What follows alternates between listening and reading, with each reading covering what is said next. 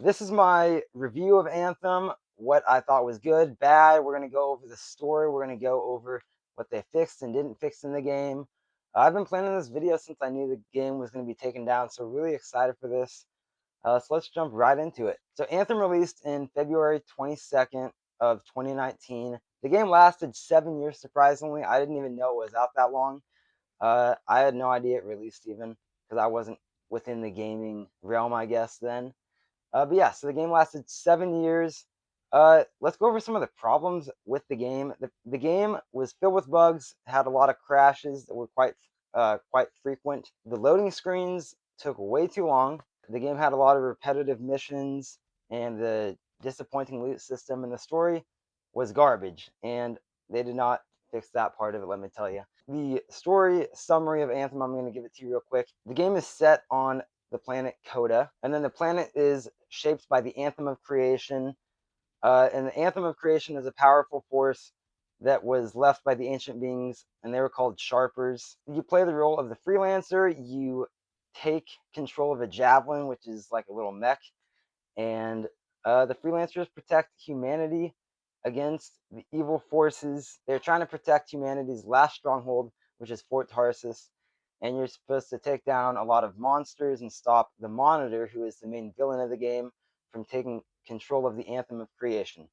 So there's a quick rundown of the story. First off, whenever I started playing this game, I already had in my mind that the game sucked, so I did not even complete it. I played like 2 missions and got off of it, and they had fixed a lot of the bugs by then. I wish I would have played more of it to complete the game, because I was not able to complete it recently. But I got like about halfway through. Whenever I jumped into the game, my first reaction was these graphics are amazing, and the graphics work really well for 2019. I really appreciated that. The dialogue matched up with the movement of the mouth, which was a problem before, and they fixed that. And I've done a lot of research on what was wrong with it and what they fixed. Let's go ahead and jump into kind of like the overview of your character and the customization. So you can customize your character's face in the beginning of the game. They had quite a few options. And then you can also customize your javelin, which was really neat, because they had a lot of different, like, they had vinyl sets for it. And then you could also customize your overall like paint of it, but you couldn't change the color. So that was kind of disappointing. I did not like that part. And then they had the weapons, which they had like shotguns, rifles, and your light machine guns. That's about as far as I got into it. And then you also had grenades you could customize, and they all have different damage and how much distance they can travel. And then you also had your rockets that came out of your javelin, and you could customize that. So I got like a shockwave one eventually. I also loved the flying, and I enjoyed the takeoff. When you go through a waterfall, it kind of just has that mist coming off of your javelin. And I like that detail, because that kind of makes the game more immersive for me personally. And then you also have like an airstream that kind of went behind you when you were flying, not in water or anything. And then the gunplay, it was pretty fun. I mean, it's a third-person shooter, so that's what you get. And then they had different enemy types. You had scorpion-looking things, and then you had some wolves. You had automated turrets. They had scars, which were like, they kind of reminded me of Gears of War for some reason. And then you had your bosses, which were just like big, like trolls or whatever. I think I got to defeat like 1 or 2 bosses in the game. The level design, it was all repetitive. So you have your one task that you go to, you take out enemies, and then it's pretty well hold down X or square, or whether you're playing on Xbox or PlayStation, to gather something and take it back to something else. And it was all the same level design. I got to a free play part where you do different objectives. There are speed trials of just flying through and doing whatever there. I don't know. It was kind of weird. It was hard to navigate where I was going sometimes whenever I'm flying around to the next ring to fly through, just to accomplish a side mission, basically. A few problems that they did not fix after they fixed all the bugs. And those problems were the levels were still repetitive. They didn't like add anything or take anything away, which is reasonable, because why would you add more stuff to just an already complete game, basically, from there? The occasional lagging, I had a few parts where I kind of lagged, whether I was flying around or shooting enemies, but it did not happen as much. So that was pretty cool. And the story was still boring. Like, that's not going to change. And then also they had the loading screens took a long time. Like, I think I was waiting 3 to 5 minutes for one. So that was a problem they did not fix, and that was probably the most annoying thing that I ran into. I did have quite a few things I liked. I liked the customization for the javelin. I like shooting the enemies. I love shooting games.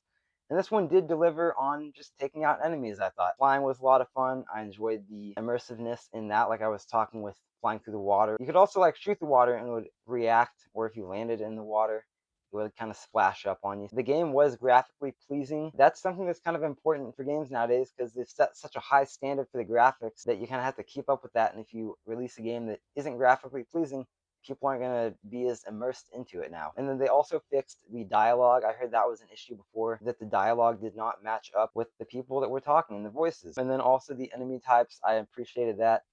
I like fighting bugs. It kind of reminded me of Helldivers in a way, with like the scorpions and the wolves.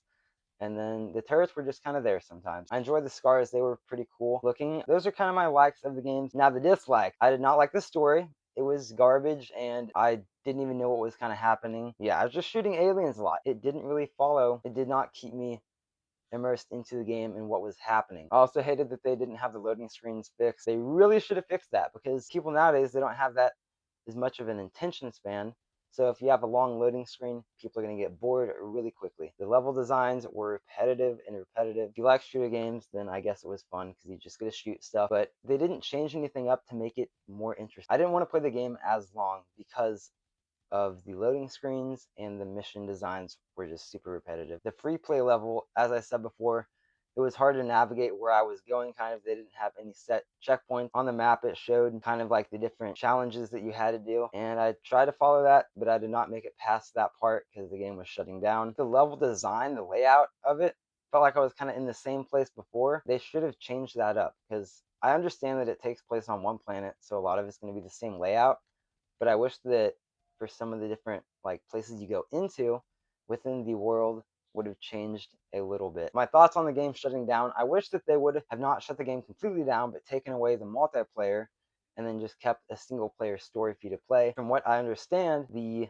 game does not cost as much with just a single player, no multiplayer in it, but it will cost more if you have the multiplayer within it. That is my game review of Anthem. I hope you all enjoyed. Be sure to like and subscribe, because I'm going to try to do more game reviews now. I'm kind of stepping away from the gameplay and going more into game reviews. Thank you all so much for watching, and I will see you guys in the next video.